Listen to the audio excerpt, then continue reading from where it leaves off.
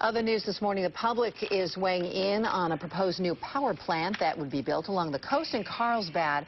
The California Energy Commission is holding 4 days of public hearings at the Hilton Hotel in Carlsbad. Last night's meeting was packed as several people were even standing outside. Supporters and opponents had the chance to voice their opinions about the plant. Our members throughout North San Diego County recognize the critical need for this reliable and efficient source of energy. The CECP will not only address those needs, but it will provide a cleaner, more efficient electrical generating capacity to the region. In the early 90s, we had a similar conversation when SDG&E wanted to propose a similar facility. It was turned down at that time for appropriate reasons. Those reasons are tenfold today.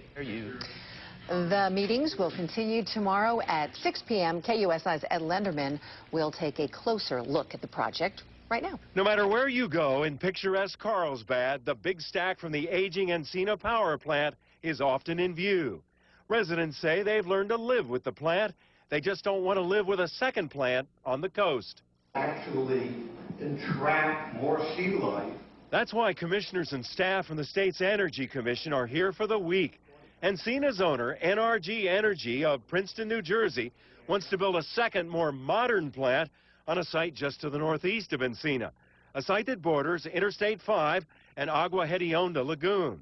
The new plant would allow for the old plant to be phased out. But new power plants don't need ocean water for cooling.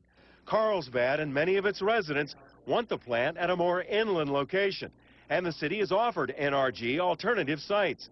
But the coastal site, says NRG, is where the infrastructure is.